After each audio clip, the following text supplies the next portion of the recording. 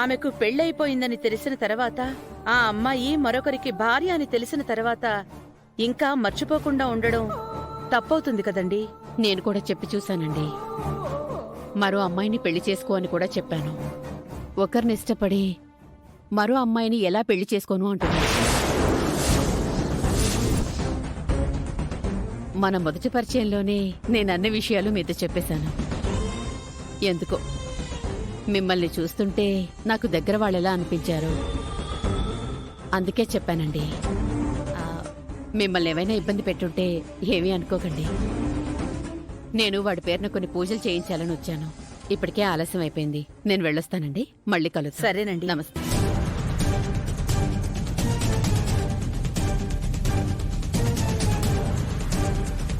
శ్రీకర్ వలన అవని గర్భం దాల్చే అవకాశం లేదని తేలింది. పిల్లల్ని కనే అదృష్టం శ్రీకరికి లేదని రిపోర్ట్స్ చాలా స్పష్టంగా చెప్పాయమ్మా.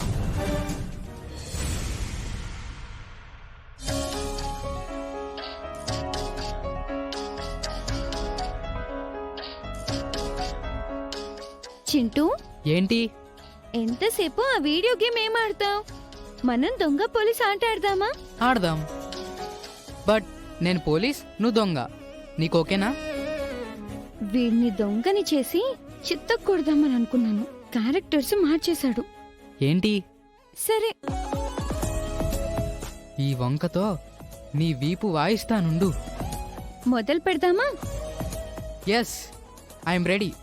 ఫీల్ కోసం దొంగ పోలీస్ కాస్ట్యూమ్స్ వేసుకుందామా? నా దగ్గర లేవు. నా దగ్గర ఉన్నాయి.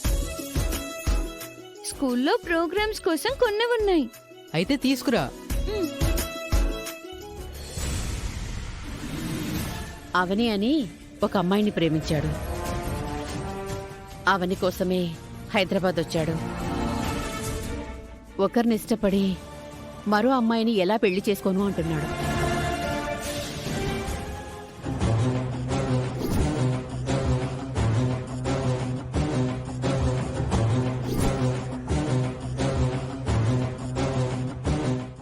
ఆట మొదలు పెడదామా?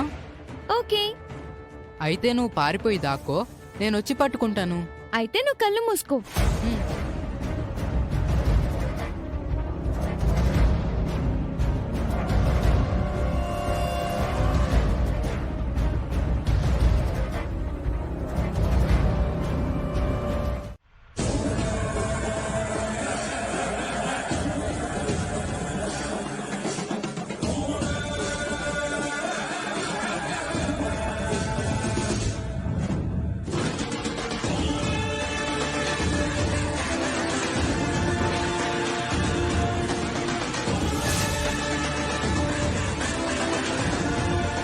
అవని పేరుని, అవని బొమ్మని ఈ 7 సంవత్సరాల్లో 700 సార్లు రాసుంటావు.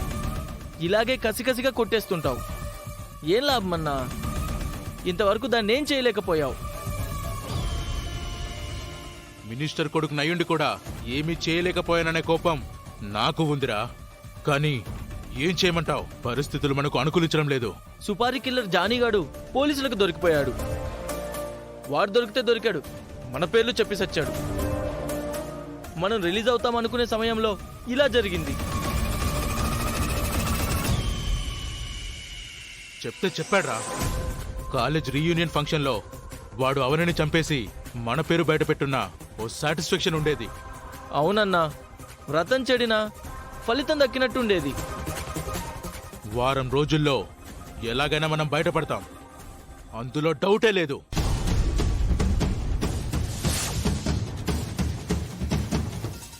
ఏ యవ్వని, నేను బయటికొస్తా, నీ అంతు చూస్తా.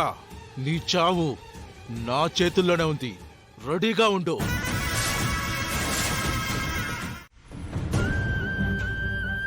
అమ్మ ప్రవర్తన రోజు రోజుకి వింతగా తయారవుతుంది.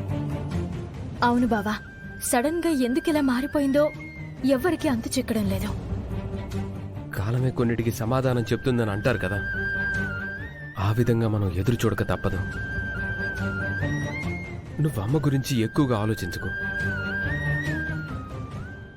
కొంచెం టైర్డ్గా ఉంది, ఫ్రెష్ అయి వస్తానుండు.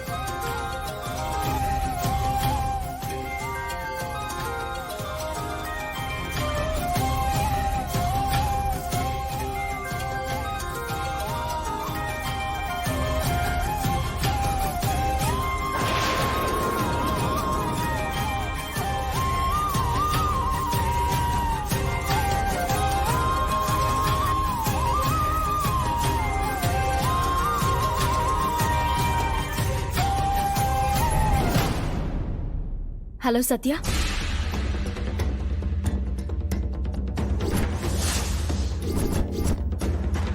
అవని ఎలా ఉన్నావు? నేను బాగున్నాను సత్య. నువ్వెలా ఉన్నావు? నేను బానే ఉన్నాను. ఏంటి విశేషాలు? ఎందుకు ఫోన్ చేశావు? నీతో ఒక విషయం గురించి చెప్తే కంగారు పడతావని చెప్పకుండా ఆగాను. కానీ చెప్పడం వలన నువ్వు జాగ్రత్తగా ఉంటావనిపించింది.